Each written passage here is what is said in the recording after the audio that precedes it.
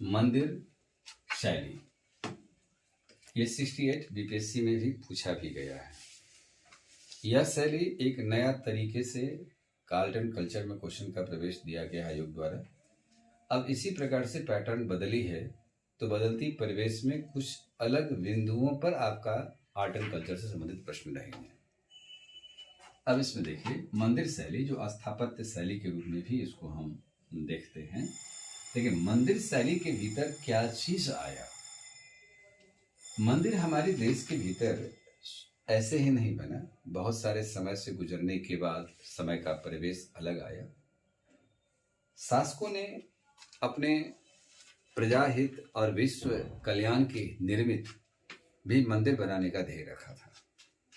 मंदिर एक अध्यात्म शैली का प्रतीक था।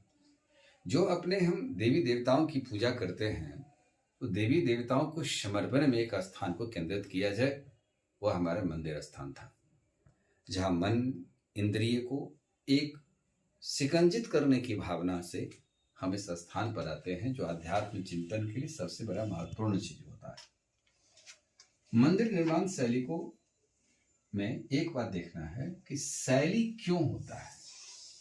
जो एक शैली से दूसरी, एक व्यवस्था से दूसरी शैली की परिवर्तन, विचार की परिवर्तन कर दे। समय के शासकों ने ऐसा काम किया। प्राचीन भारत के शासकों ने कुछ मंदिर को ऐसे अलग तरीका से बनाया, मध्यकाल में कुछ अलग आया, आधुनिक काल के शैली में कुछ अलग देखते हैं। लेकिन यदि इतिहास के धरोहर से यदि हम इसका सूक्ष्म अध्ययन करते हैं, तो ये 5 चरण से गुजरते हुए ये मंदिर बना। पहला चरण का मंदिर सपाट होता था। यह स्पष्ट होता था कि मैदान के क्षेत्र में होगा। ज्यामिति भाषा में इसे चतुर्भुजाकार, 4 भुजा वाली ये होती थी चरण में। लघु स्तंभ, स्तंभ छोटा छोटा होता था, ताकि बड़ी स्तंभ की प्रवृत्तियां पहला चरण में विकसित नहीं हुई। लघु स्तंभ था। और इस प्रकार के मंदिर का उदाहरण सांची का, सांची जो मध्य प्रदेश में है, ये पहला चरण की मूर्ति इस चरण में देखा गया। इस शैली में, यानी सांची के शैली, मंदिर शैली सपाट, चतुर्भुजाकार, लघु स्तंभ में थी। इस चरण की सबसे बड़ी विशेषता के रूप में जानी गई। फिर एक समय का वक्त मोड़ लेता है, जिसमें दूसरा चरण प्रवेश करते हैं।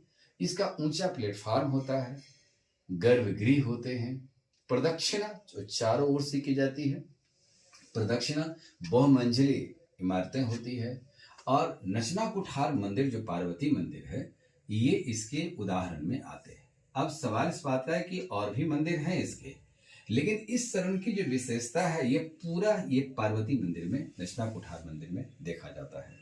इसलिए इस उदाहरण में ऐसे ही मंदिर का नाम दें जो एक बिल्कुल इस थ्योरी पर उतर पाता है। तो यहाँ निर्विवाद रूप से जो विशेषता बताए हैं, ये शैली बताए हैं, ये शैली इसी नचना कुठार पार्वती मंदिर में है। तीसरा में चतुर्भुजाकार होता था, स्तंभ ऊंचा होता था, ऊंचा प्लेटफॉर्म होता था। इसमें ये पंचायतन का रूप रेखा होता था, जो देवगढ़ का मंदिर बनाई गई। ये होल का दुर्गा मंदिर है। तो ये पूरा पूर्णता के साथ तीसरा चरण में आया। तो पहला और दूसरा चरण से विकसित चरण तीसरा चरण में था। लेकिन चौथा चरण में क्या हो गया कि दोनों ही कल्चर को ढाल दिया गया, जिसमें आयताकार और पूर्व चरण का मिश्रण का रूप दिया गया। यानी आयताकार, ये चतुर्भुजाकार होता था तीसरा चरण, दूसरा चरण में भी चतुर्भुजाकार था, पहला चरण चतुर्भुजाकार था, अब यहाँ पर आयताकार हो गया। तो आयताकार हो गया, और सारी व्यवस्थाएं जैसे ऊंचा प्लेटफॉर्म, बहुमंजिला ये भी होता था, लघु भी होता था, स्तंभ, ये पूर्व चरण का ही मिश्रित रूपरेखा था। इस प्रकार से ये व्यवस्था दिया गया। इस चरण में यह अब था 5वां चरण। तो 5वां चरण में क्या हो गया, ये डाइवर्सिटी की दौर आ गई।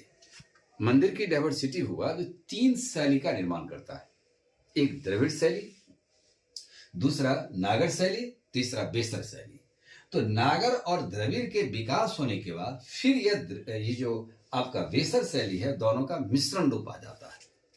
तो ध्यान इस बात को रखना है कि नागर शैली में क्या आता है, मीनार, ऊंची मीनार बना दी गई। मीनार गुंबद जैसा होता था, वो मीनार के रूप में बना दी गई। चौकोर गर्भगृह होता था। अब जिस देवी देवता का समर्पित हुआ मंदिर होता था, वो गर्भगृह में उनको रखा जाता था। जो बीच का भाग, महत्वपूर्ण भाग, वही गर्भगृह कहा जाता है। शीर्ष पर आमलक होता था, शूल सहित उसकी कलश होती थी। कलश जो कि एक हिंदू धर्म का एक शुभ का प्रतीक भी था और शूल उसकी रक्षा के साथ भी थी। तो इस प्रकार से मीनार नुमा शिखर, चौकोर गर्भगृह, शीर्ष पर उसका आमलक होता था उस और शूल सहित यानी त्रिशूल समेत उसकी कलश होती थी। ये नागर शैली की विशेषता थी और नागर शैली का विकास उत्तर भारत के मंदिरों में हुआ। द्रविड़ शैली में था, ये दक्षिण भारत में मंदिर का निर्माण हुआ। जैसे आप नागर शैली में देखें तो उड़ीसा के जो मंदिर हैं उसके आएंगे, बुंदेलखंड के मंदिर आ जाएंगे। द्रविड़ शैली में वर्गाकार गर्भगृह, पिरामिडनुमा शिखर, छोटी मंजिल, दीवार, शीर्ष पर गुंबद जो होता था 8 या 6 गुंबद होता था, गोपुरम होता था और गोपुरम होता था जिसमें से आप उसके मुख्य द्वार जो कहते हैं वो गोपुरम के रूप में था, तो प्रदक्षिणा गिरी भी होती थी। इस प्रकार से यह द्रविड़ शैली में होता था। द्रविड़ शैली और नागर शैली में एक मूल बात था कि द्रविड़ शैली रेखीय होता था जबकि नागर शैली रेखीय होता था, जबकि द्रविड़ शैली जो होता था यह छज्जानुमा होता था, उसकी छज्जा बाहर निकली होती थी। इससे यह स्पष्ट होता है कि उस समय के लोग ये बात समझ में आ गया था कि मंदिर को भूकंप रोधी भी बनाया जाए, क्योंकि छज्जा इस मंदिर को झटका से बचाने का कार्य भी कर सकता है। तो ये थोड़ा समय बदला, तो वक्त बदला तो मंदिर की शैली में बदलाव आ गई। बेसर शैली जो है नागर और द्रविड़ दोनों को जोड़ देते हैं तो ये बेसर शैली बन जाता है। इसमें इसका बेसर शब्द जो लिया गया है ये एक जानवर पर लिया गया, इसका नाम खच्चर होता है, जो गधा और घोड़ा दोनों का यह मिश्रित रूप है। यह बहुभुजी होती है, तारे आकार या इसमें त्रिभुजाकार के रूप में या तारे आकार के रूप में ये मंदिर को निर्माण की जाती थी। इस प्रकार की शैली बनी। लेकिन गुप्त काल में जब सांचे में ढालने की कलाएं जब मूर्ति में आ गया तो मूर्ति हमारे और आकर्षक होते चले गए।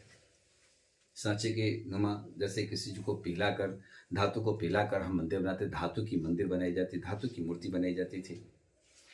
धातु की मूर्ति बनाने में सबसे अधिक गुप्त काल की बात, गुप्त काल में अनेक देवी देवताओं का चित्र भी बनाई गई। उसमें ऊंची चबूतरा सीढ़ी उसके चारों ओर होता था तो मंदिर की सुंदरता बढ़ जाती थी।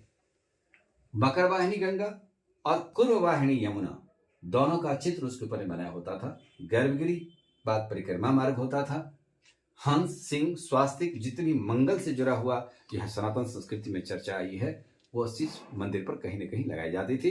लेकिन उस समय में पाषाण की यानी पत्थर की मंदिर बनाई जाती थी। लेकिन लकड़ी का भी इस्तेमाल हुआ है। लकड़ी का इस्तेमाल गुप्त काल के भीतरगांव मंदिर और सिरपुर मंदिर दोनों में ईंट का इस्तेमाल हुआ है। शेष पाषाण का मंदिर बनाई जाती थी। पाषाण मंदिर इस्तेमाल करने से वो मंदिर मजबूत ही नहीं होती थी, अभी तो मंदिर की सुंदरता के साथ साथ चिरकाल तक ये मंदिर यह संदेश देता रहे, सुरक्षात्मक व्यवस्था भी उसके अंदर होता था, इसलिए ऐसे मंदिर पत्थर के ही बनाए जाते थे। इसके बाद मैंने कहा था इस सबको आप मैप बना दीजिएगा। मैप में ये बात चर्चा आनी चाहिए कि सांची कहाँ है, बोधगया कहाँ है, तिगमा कहाँ है, नचना कोठार, जिस मंदिर की शैली में ये शैली बनाया और ये चरण का बड़ा चर्चा आई है तो उसको आप मैप के द्वारा दर्शा दीजिएगा। इंडिया का मैप बना करके, जिसमें से सांची मध्य प्रदेश में है, बोधगया बिहार में है, जहाँ बुद्ध की मूर्ति भूमि स्पर्श मुद्रा में चर्चा की गई है, बड़े ही ध्यान मुद्रा में बुद्ध जी हैं। तिगमा में मध्य प्रदेश में आता है वो विष्णु का मंदिर है। नचना कुठार मध्य प्रदेश में पार्वती की मंदिर है। एरन में विष्णु की मंदिर। एहोल कर्नाटक, एहोल को मंदिरों का शहर कहा जाता है। इस प्रकार से ये मंदिर का निर्माण हुआ है और ये मंदिर शैली हमारे अध्यात्म की शैली में है। हालांकि द्वादश ज्योतिर्लिंग में भी 12 मंदिरों की चर्चा आई है। दूसरी बात है कि द्वादश मंदिर में शंकराचार्य जी जो हिंदू धर्म के संस्थापक थे, इन्होंने भी 4 मंदिर का निर्माण किया था जो भारत के 4 कोने पर माना जाता है और ये चारों धाम कहा जाता है, जो मंदिर आज भी सुरक्षित है। उत्तर गुप्त काल के मंदिरों में एक विशेष प्रमाण के साथ लिंगराज मंदिर उड़ीसा और कोणार्क का सूर्य मंदिर भी इसमें प्रसिद्धि उदाहरण में आते हैं। तो भगवान ये शंकराचार्य जी 4 मंदिर बनाया, एक केदारनाथ, बद्रीनाथ, द्वारिकानाथ और जगन्नाथ। ये 4 मंदिर जो 4 तीर्थ कहे जाते हैं। 4 तीर्थ का दर्शन कराने से जीवन में सारे तीर्थ का ये आपका पुण्य का भी भागी बन जाते हैं। द्वादश ज्योतिर्लिंग में जो 12 स्थान पर भगवान भोलेनाथ किसी के रूप में प्रकट हुए हैं, वह द्वादश ज्योतिर्लिंग में चर्चा ही है। इसका सिर्फ भगवान शिव की मंदिर का जिक्र है, और यदि संभव हो तो मैं संस्कृत में बोल देता हूँ, जिसको आपको याद रखिएगा, उलट पुलट के देखते रहिएगा इसको। स्वराष्ट्रे सोमनाथम च श्रीशैले मल्लिकार्जुनम उज्जैनांग महाकालम ओंकारांग मलेश्वरम परलयांग वैद्यनाथं च डाकिन्यांग भीमशंकरम शीर्तबंधे तू रामेशं नागेशं दारुकावने वाराणस्यां तू विश्वेशं त्रयंबकं गौतमी तटे हिमालय तू केदारम गुस्सेमं च शिवालय एतानि ज्योतिर्लिंगानि सायं पथ पिठन्नर शब्दं कृतं पापं गस्वनशति। ये नहीं आपको लिखना है, लेकिन 12 स्थान पर जो भगवान शिव का है वो मंदिर आज भी है। लेकिन आधुनिक भारत के शैली में मंदिर में एक नया मंदिर, एक नई जो नागर शैली में मंदिर हालांकि बनाई गई है, वह है प्रभु श्री राम का मंदिर जो अयोध्या में बनाया गया। ये बहुमंजिला मंदिर बनाई जाएगी। ये बहुमंजिला मंदिर इसी गुप्त काल के ही देन से बनाई गई थी, और बहुमंजिला मंदिर द्वितीय चरण का विकसित रूप था। ये चारों चरण का विकसित रूप इस मंदिर पर पड़ा है, जहाँ प्रभु श्री राम के साथ साथ उनके पूरे परिवार का भी दृश्य धीरे धीरे बनाया जाएगा, उनकी ओर भी प्रवेश कराता है।